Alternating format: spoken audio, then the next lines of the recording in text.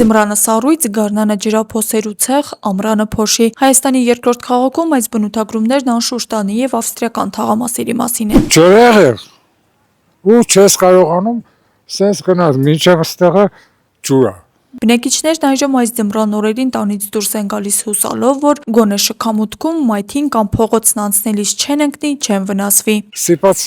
մեքենային կանչում, որ գնանք այն կողմը, գանք այս կողմ։ Вообще չես կնա դուրս ելնի։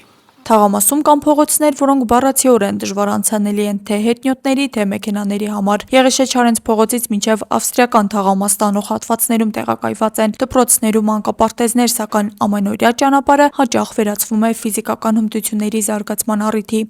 Սարսափելի վիճակ է աղջիկ ջան։ Դպրոց, մանկապարտեզ, մի քիչ վերև նորից դպրոց,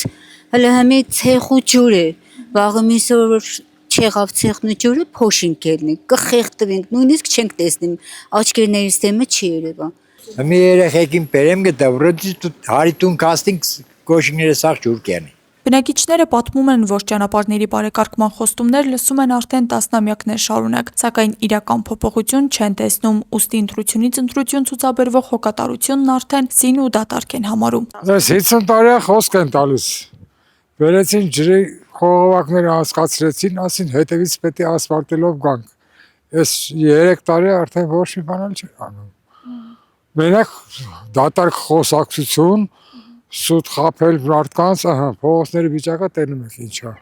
Այս փողոց եղավ 30 տարի չեն սարքի։ Ուսպես է մանագը, կամ ակրենգը նորից դե,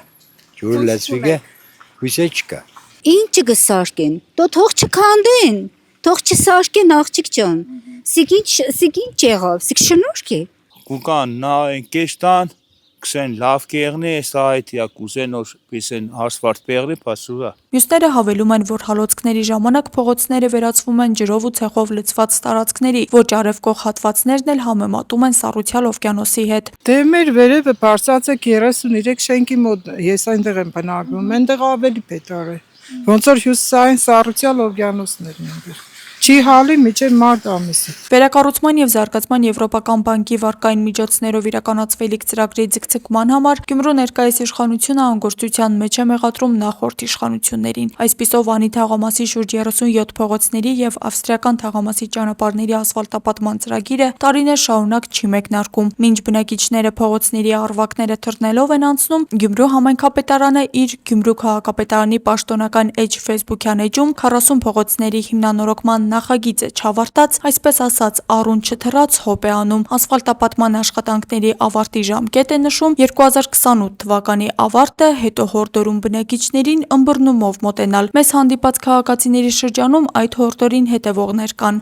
Համբերատար սպասում ենք։ Աշխատանքների մեկնարկային ժամկետ նախանշվում է այս տարվա 3-րդ եռամսյակում, այսինքն լավագույն դեպքում աշնանը։ Ուստի Գյումրու ամենախոշոր թաղամասերից մեկում պատրաստ են այս անգամ ամռան խորհրդարանական ընտրությունների քարոզարշավում լսել Գյումրու Անի եւ ավստրիական թաղամասերի փողոցների ասֆալտապատման մասին։ Աստղիկ Խաչատրյան, Խանով Անիսյան, այսօր։